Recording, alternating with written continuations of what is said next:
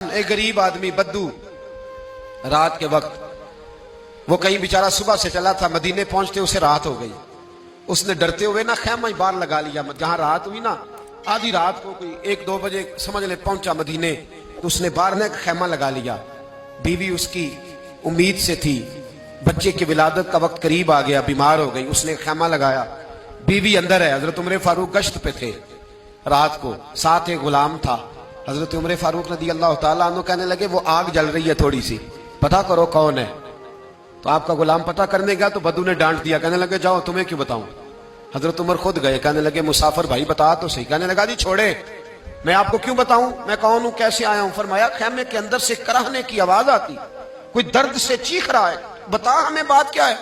کہنے لگا جی میں فلاں بستی فلاں علاقے کا ایک غریب ہوں، امیر المومنین عمر فاروق سے ملنے آیا ہوں، اور رات ہو گئی ہے تو یہاں خیمہ لگایا ہے، صبح میں ان سے مل کے چلا جاؤں گا.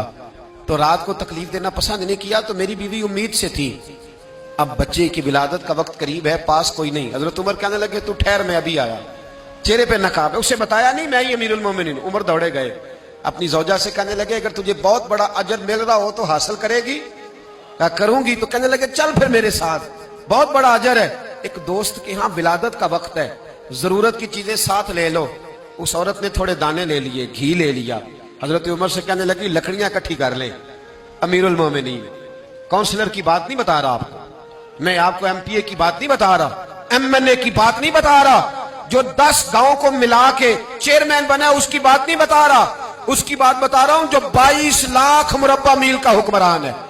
اس کی بات بتا رہا ہوں جو گلی سے گزرے تو شیطان رستہ ہی بدل جاتا ہے. اس کی بات بتا رہا ہوں جس کے بارے میں میرے مصطفیٰ کریم صلی اللہ تعالیٰ علیہ وآلہ وسلم نے فرمایا میرا عمر تو وہ ہے کہ 950 سال حضرت جبریل بھی اس کی شان بیان کریں تو عظمت ختم نہیں ہوتی. اتنا بڑا شخص. حضرت عمر نے لکڑیاں اکٹھی کی، اینٹوں کا روڑے لے کے چولہا بنایا، پہنچ گئے. آپ کی زوجہ کہنے لگی یہ تھوڑے دانے ڈالنے، گھی ڈالنے اور ایک لکڑی لے کے اس کو ہلائیں، تیار کریں. خود زوجہ اندر چلی گئی، حضرت عمر باہر پکانے لگے. وہ بدو کہتا ہے میں اس طرح کا ان کے ساتھ بہیو کرنے لگا جیسے کو کسی چوکیدار کے ساتھ نہیں کرتا. میں نے سمجھا جی عمر نے چوکیدار رکھے آنے جانے والے مہمانوں کا. میں کبھی پانی کا پیالہ مانگتا، کبھی کوئی بات، عمر دوڑے جاتے، کبھی پانی لاتے. او مسلمانوں، او میرے رسول کے غلام عزیزو، حضرت عمر فاروق. وہ غلام کہتا ہے میں عمر سے کہتا، میں کہتا غلام پانی لا تو عمر دوڑ کے پانی لاتے. میں کہتا تجھے گھی پکانا بھی آتا ہے، پہلے بھی کبھی پکایا ہے؟ تو عمر فرماتے کوشش تو کر رہا ہوں. میں کہتا پہلے بھی کبھی تیری بیوی نے یہ کام کیا ہے؟ تو حضرت عمر کہنے لگے مجھے یاد نہیں، پوچھ کے بتاؤں گا. کہتے کیا رنگ تھا، کیا انداز تھا، کیا مصطفیٰ کی تربیت تھی، کیا انداز حضور نے سکھائے غلاموں کو. یہ کس طرح کا امیر ہے کہ یہ ہنڈیا پکا رہا ہے، پھونکے مار رہا ہے ایک غریب کے لیے، دیہاتی کے لیے جسے جانتے بھی نہیں. اندر اس شخص کی بیوی کے ہاں بیٹا پیدا ہوا تو حضرت عمر کی بیوی اندر سے بول کے کہنے لگی امیر المومنین مبارک ہو، آپ کے دوست کے ہاں بیٹا پیدا ہوا ہے. جب کہا نا امیر المومنین مبارک ہو تو وہ شخص کہتا ہے میرے ہاتھ کانپنے لگے اور میں اس طرح دوڑا کہ میری پگڑی گر گئی. میں دوڑا تو عمر نے بلایا، کہا کدھر جاتے ہو؟ کہنے لگا آپ امیر المومنین ہیں، آپ امیر المومنین، آپ عمر ہیں. کیسر و کسرا جس کے نام سے کانپے آپ وہ ہیں، جسے مصطفیٰ نے دعا مانگ کے اللہ سے مانگا وہ والے عمر ہیں آپ، جس کے لیے علی المرتضیٰ فرماتے ہیں میں روز دعا کرتا ہوں وہ والے عمر ہیں، جس کے بارے میں ابوبکر صدیق نے فرمایا تھا کہ میں اللہ سے کہوں گا مولا جو تیرے محبوب کی امت کے حق میں سب سے بہتر تھا میں اسے خلیفہ بنا کے وہ والے عمر ہیں.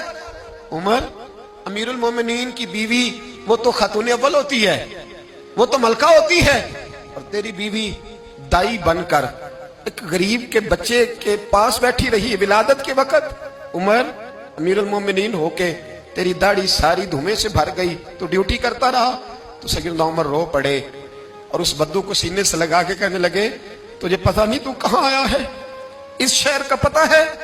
اس نے کہا حضور کہاں ہے؟ فرمایا یہ میرے نبی کا مدینہ ہے، یہ مصطفیٰ کا مدینہ ہے، یہاں امیروں کا استقبال نہیں ہوتا، یہاں غریبوں کے استقبال ہوتے. یہاں حضور نے اس اسٹیٹ پہ میرے رسول پاک نے وہ والا رنگ دیا ہے کہ اب غریب سر اٹھا کے جینے لگے ہیں، اب مزدوروں کو عزتیں ملنے لگی ہیں، اب یتیموں نے سر اٹھا لیا ہے کہ ہمارا کوئی سننے والا آ گیا.